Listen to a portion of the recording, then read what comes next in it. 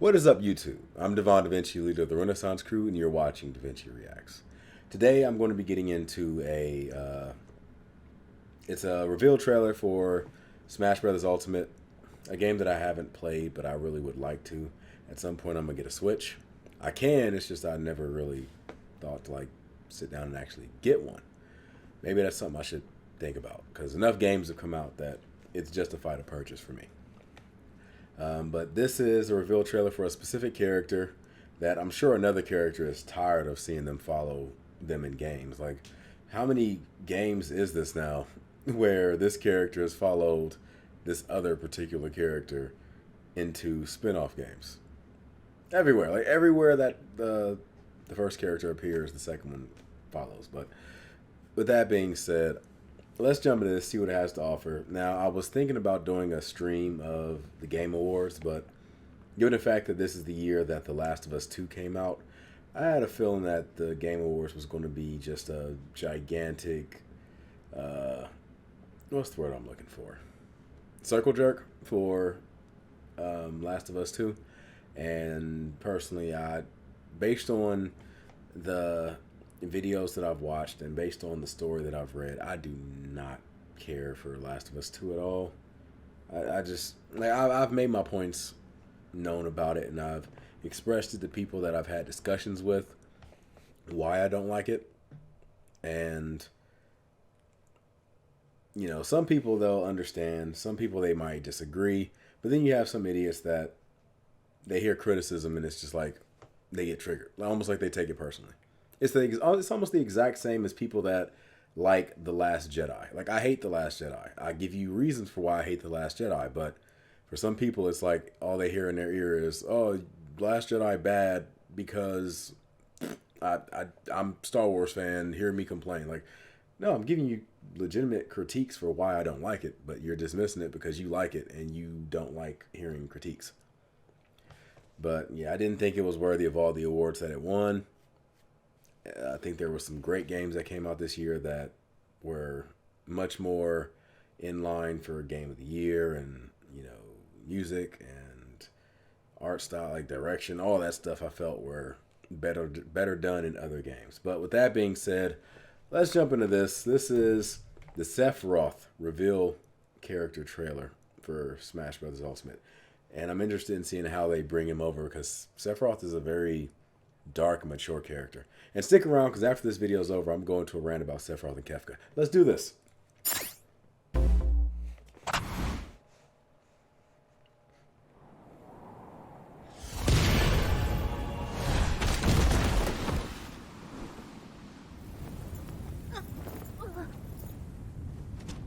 Take out Mewtwo also.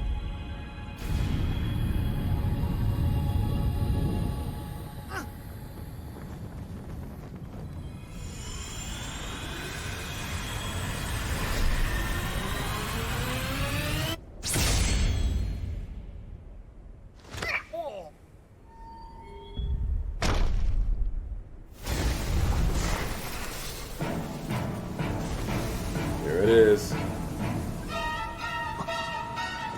Sephiroth. God damn it, not again! How many times do I have to teach you this lesson, old man? この時を待ちわびたぞ。さあ、南東に絶望を送ってやろう。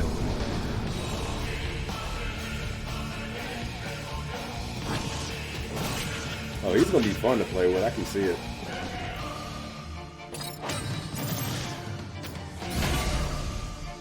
That was nice.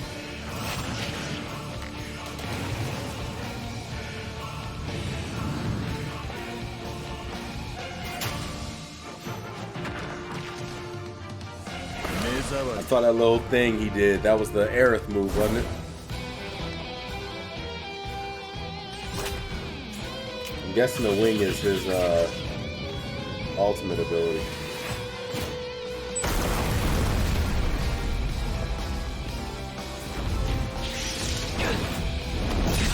Got Bayonetta, Greninja.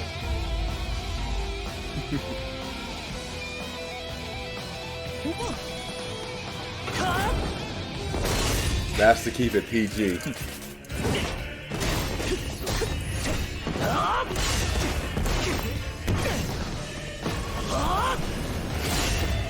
I love the fact that the game has Cloud from Advent Children.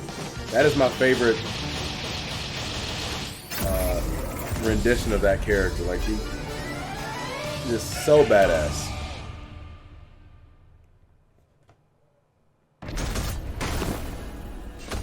Because his normal soldier outfit is just that, an outfit.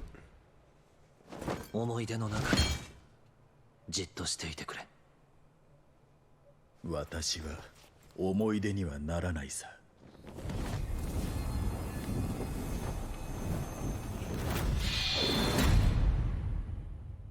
Wait a minute.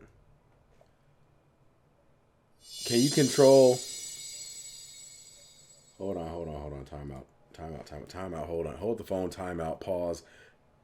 Are you telling me you can control Sephiroth? Like, is that something that's in the game?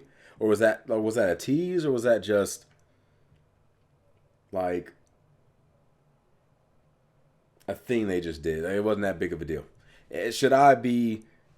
Is it okay if I'm excited over the idea of controlling Sephiroth? Maybe that's his ultimate ability. If that's the case, then what is the One-Wing Angel?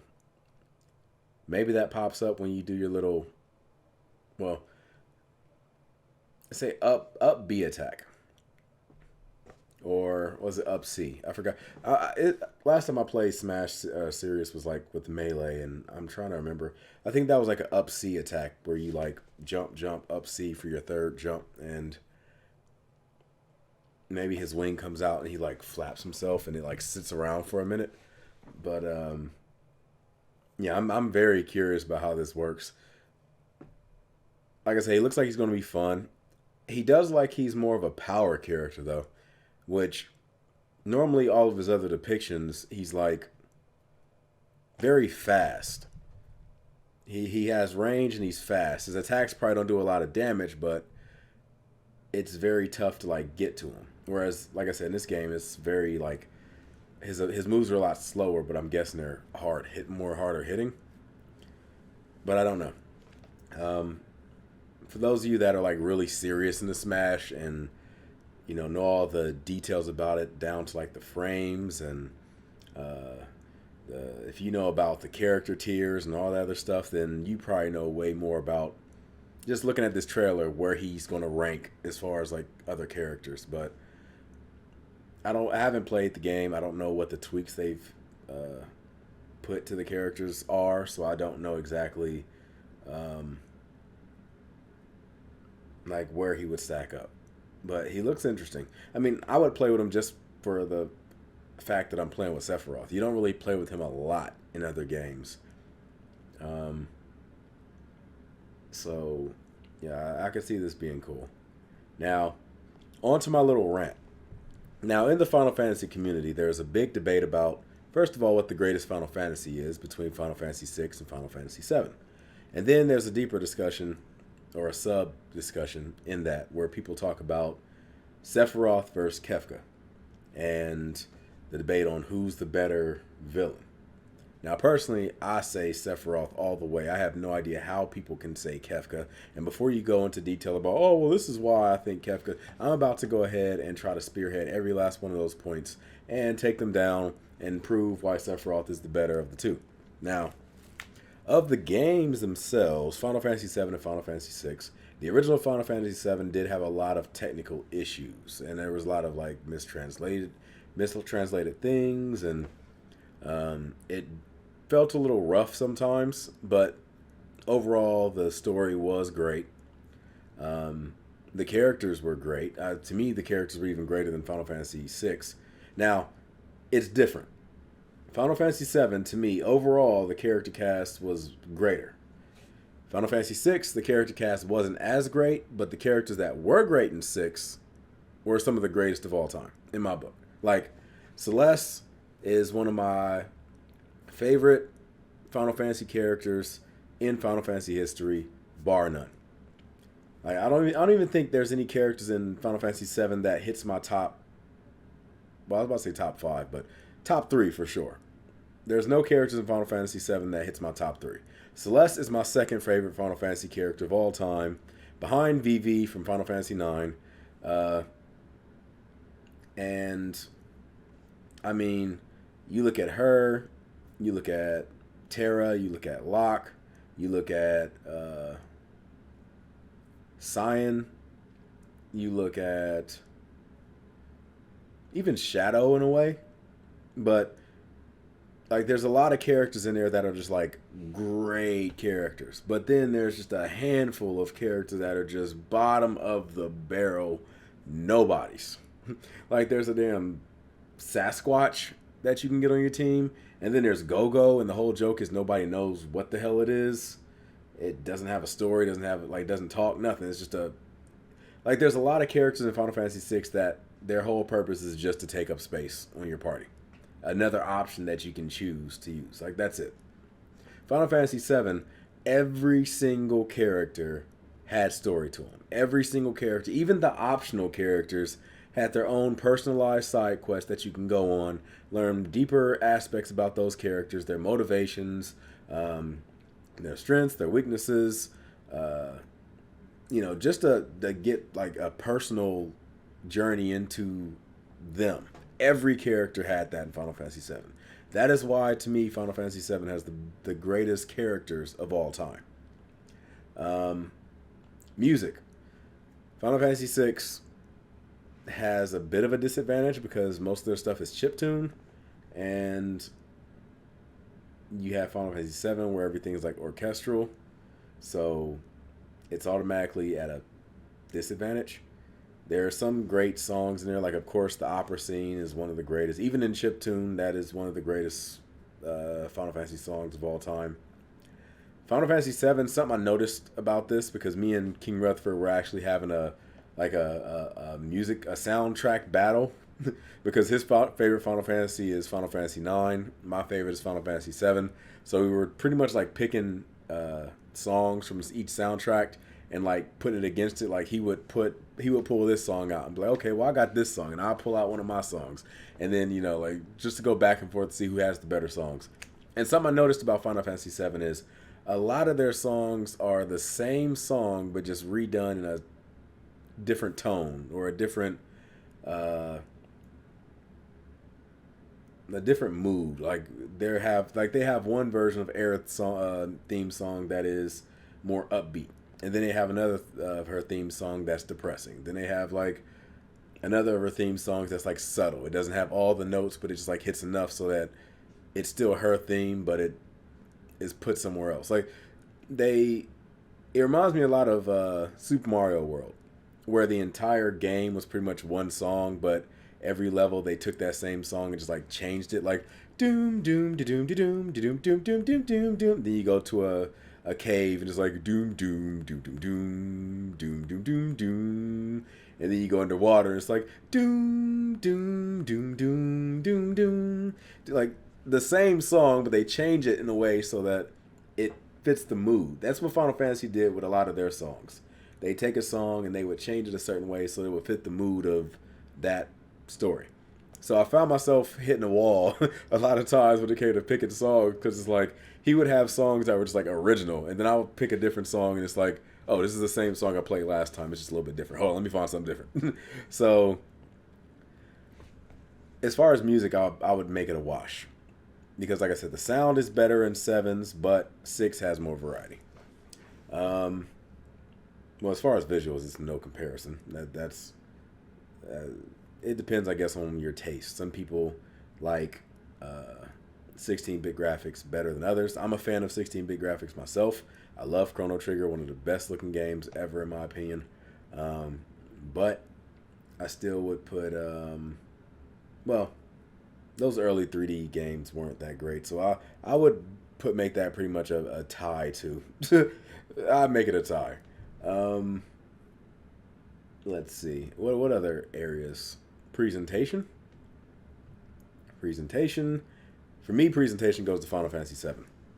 The cutscenes and everything else that they put into it, even though Final Fantasy VI didn't really have the ability to do that.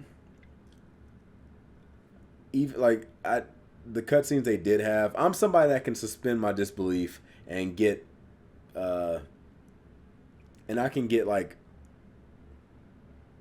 I can get pulled into cutscenes in a 16-bit game. Like the cutscene with Celeste during the whole world-ending point. Like if you don't know, if you know what I'm talking about, you know what I'm talking about. I'm not going to spoil it because this is one of the few things in Final Fantasy games that has been kind of hidden. Like a lot of people, the people that played it know about it, but the people that haven't played it don't really know about it. So I'm not going to spoil it, but you guys know what I'm talking about. The scene with her and Sid and after the world ends and everything, that almost made me tear up. Like that was a great cutscene, and I loved it. And I found out there was a way to avoid it, but why would you want to do that? That's such a great scene. Don't avoid it. If you have to intentionally like do that scene. But yeah, I mean that compared to Aerith's death and the raid on the Sector 7 pillar and Cosmo Canyon. Oh man, with Red 13 and his dad. Sid and his relationship with Sheila, and you know that. Then you have Vincent and Lucretia, or Lucrezia. I never really understood how to fully pronounce her name. You got the cutscene with Sephiroth when Cloud does his retelling of the Nibelheim incident. Man, all of that, like just so much stuff that you can pull out that's just like, damn, this game. Like this game. Ah, man. To this day, it's still my greatest video game of all time. I mean, the remake has the potential to beat it. It's just once all the episodes are out, or once all the parts are out, and I've had a chance to play through it, I think that it will have a chance of beating the original Final Fantasy VII. But, you know, all that combined, that puts it over the top for me. So I say Final Fantasy VII is the greatest game. But when you're talking about just games, I'm willing to accept one over the other. Like, you can say Final Fantasy VI is the greatest game of all time, and I can be like, I can see that. Like, I'm not going to sit here and be like, oh, you're wrong. Like, even though everything is an opinion, I still believe some stuff is so damn far that it can become objective at a point. Like, if you say that Chris Paul is the greatest basketball player of all time, he's a great player, but that's just objectively wrong. But Final Fantasy VI, I'll be willing to respect. Like, okay, I can see how that's the case. One thing I will not respect, though, is people saying that Kefka is a better villain than Sephiroth. I have no idea how these people get... Like, first of all, the biggest thing that people tend to pull out is, oh, well, he... And spoilers if you want to play Final Fantasy VI and haven't. But one of the biggest things people say is, oh, well, he destroyed the world. He succeeded in destroying the world, which a lot of villains can't do. First of all, he did not destroy the damn world. He altered the world, but he didn't destroy it. There are other games where villains have altered the world that you live in. They just haven't really destroyed it. Like, I don't get the whole point of people saying he destroyed the world when clearly people are still on the world and living. And, you know, I mean, technically, if that's the case, then Lavos is the greatest villain of all time because he destroyed the world in Chrono Trigger. It makes no sense. But the thing that really gets me on that whole point about him destroying the world is he didn't really do anything to do it. Like, all he did was move some statues and knocked him out of balance. That was it. Like, he didn't, like, use his power to take over the world and, like, just dominate it. No, he just, like, literally pushed some statues out of balance that had a chain reaction that led to the world being torn apart. That's all. Let me ask you this. What other villain would not be able to do that? If Sephiroth was in that situation, do you think he really would not be able to do that? Now, the funny thing is, I was thinking about this, and it was a joke, but still. You look at Sephiroth and is in your battle against Safer Sephiroth, and he has this move called Supernova where he summons a meteor that goes through the solar system and destroys multiple planets, and then eventually gets to Earth where, well, it gets to the sun where the sun expands, and it expands to the point where it gets to Earth, and then the sun ends up hitting your party and ends up doing a god amount of damage and status effects. But the funny thing is, he did all that, and when you compare it to what Kefka did, and people make the joke of, oh, well, he did all that, but it didn't kill your people, so it wasn't that big of a deal. Still did more damage than what Kefka did. Kefka moved those damn statues, supposedly destroyed the world. It did 0 damage to your people. All I'm saying. I mean, it messed your airship up pretty bad, but that's an airship. So what? But yeah, Sephiroth could have easily done the exact same thing. Sephiroth's plan wasn't to flat out destroy the world. It was to damage the world to a point where it would require a lot of life stream energy to recover. And he wanted to be in the center of that to absorb all that life stream energy so he can become a god. That was his overall plan. So him destroying the world wouldn't have really done anything. And that leads to my second point for why I think Sephiroth is a better character than Kefka. He's smarter. Kefka was somebody that was hell-bent on chaos for the sake of being hell-bent on chaos. He had no motivations. He had no... he had nothing that really pushed him for doing this. He just did it because he was bad. That was it.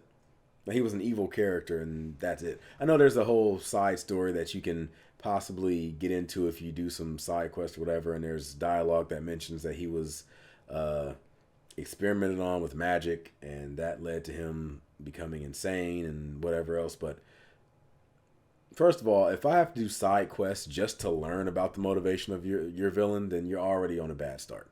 That your villain's motivation should be shown through their actions, through their dialogue. Like something should, like, you should be able to pick up what this person wants just through their motivations. You shouldn't have to have some character of a character of a character mention something and you have to go out of your way to find that discussion and then find, oh, this is why the character... No, that's stupid. He has his motivation of destroying the world, but I don't think he has any plans of like what he would do after the world is destroyed. Like, it's like, okay, you're this dog chasing this car. Okay, you caught the car. Now what? Like, it doesn't seem like, unless I'm missing something. I never picked up what Kefka's end goal was. Like, I get become a god, but it's like destroy world, blank, blank, blank, profit. Like, I don't know what his goal for destroying the world was. He poisoned Cyan's family town. Again, no real reason. Just did it for the sake of doing it. Just to be bad.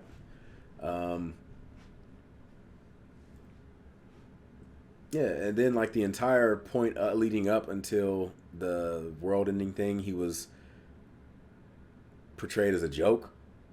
Like the entire time. Well, Final Fantasy is good for giving you the go around when it comes to their main villains. You always start the game thinking one person is the main villain or one thing is the main villain. Then they switch it at some point, and you find out someone else is the big bad. In Final Fantasy VI's case, it was the Empire and I believe it was a Chancellor. No, I think never mind. I think Kefka was the Chancellor, maybe. I don't know, but it was like the Emperor that you were going up against, and then Kefka took over after the whole world-ending thing.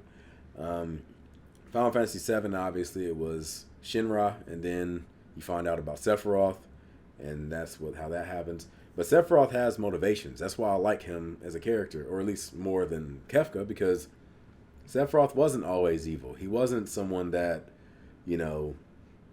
just does bad shit for the sake of doing bad shit. Like everything he does, even the stuff that he does after he's gone insane, he does it because in his mind he thinks that it would be better for society. Like, he's not doing it because he wants to destroy society. He wants to reshape society in his image. Like, he wants to be a god, and well, actually, I might be speaking on my ass. He could be just want to be a god just to have power. But either way, he feels that getting rid of humans is a positive for the planet. He feels he's doing something that's best for the planet, whereas Kefka is just looking to destroy for the sake of destroying. Like I say, he started off as a good guy. He started off as a soldier. He always had this feeling of being different. He always felt that there was something odd about himself. Then he learned about the whole Genova and, the experiments and things like that. And that kind of shook him because it's like, wait a minute, everybody told me my mom's name was Genova. What's going on? So he did some research into it. And the more he read, the more he kind of misunderstood. He thought Genova was a ancient and that humans destroyed the ancients, thus destroying his mom. The ancients supposedly were the chosen people, and he feels like humans stole his birthright because he felt as an ancient, he should be the one that's ruling the world, and the humans took all that away from him. At some point, he realized the truth and that Genova was an alien that was a threat to the ancients or whatever. But in the beginning, he was like, no, this is my birthright. You humans took it away from me. You're like vermin.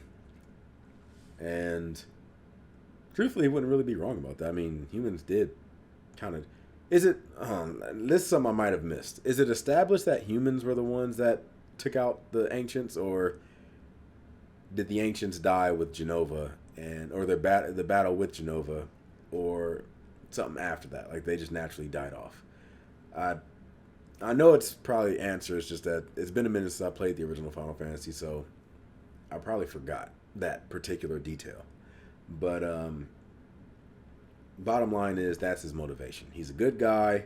He has a misunderstanding. He ends up getting, brainwashed by this misunderstanding. And then he goes so far down the deep end that he doesn't care anymore. He's already, mentally gone. And, he just wants to make other people hurt as much as he hurts. Sephiroth is a much deeper character than Kefka. Like I said, Kefka's just evil for the sake of evil, whereas Sephiroth has motivations. He has, strengths and weaknesses. He has relationships with particular characters that are interesting. Like, his relationship with Cloud is more than just, oh, you're my enemy. Like, there's something else there. Like, it's almost like he wants Cloud to join him at the same time, but then he also just likes fucking with Cloud. So it's like, there's this, interesting dynamic. And I believe that he's kind of like Freddy Krueger to Cloud. Like, as long as Cloud believes in him, he can always draw back on those memories and come back to life. That's what it seems like. And I know that there's books that go into the whole thing about Sephiroth being able to manipulate the life stream and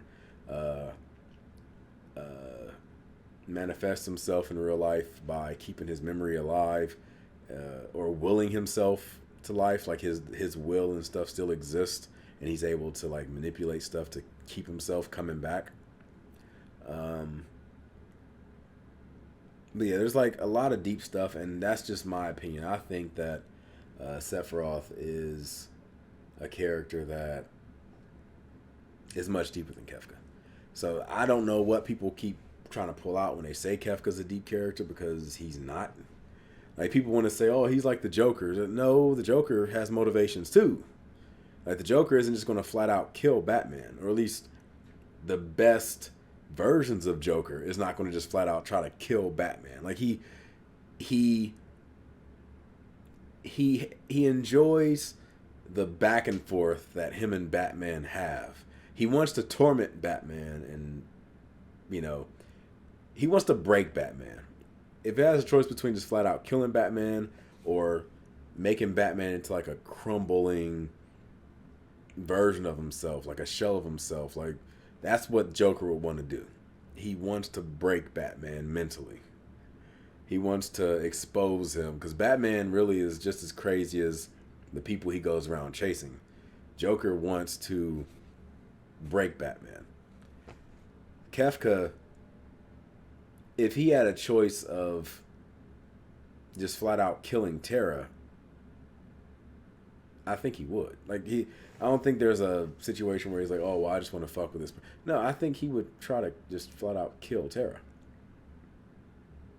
At least at a certain point in the story. Like early on, he wouldn't, because at first she was on his side, and after that, he probably didn't really see her as too much of a threat. But after he became a god, or not a god, I guess, but after he became the character he became towards the end of the game, I think he would just kill her. Like, there's no middle ground right there. But with that being said, I'd like to hear what you guys got to say in the comment section down below. If you want to defend Kefka, go ahead and do it. Maybe like there's points that I might not have brought up that you might think are valid points, and I'll read through the comments, and if I see something that draws my attention, I might engage and try to see or try to defend my boy Sephiroth and see who the actual best big bad in Final Fantasy is. But feel free to defend your guy. If you think that Final Fantasy VI is the greatest of all time, then by all means, go ahead and do that. Like, I have no problem with that. The only objective fact about Final Fantasy games is that Final Fantasy VIII is garbage. Okay, now with that being said, I'm going to give you the deuces, and I will see you guys on the next video. Devon DaVinci, hopefully you've been enlightened, and I'm giving you the deuces. Peace.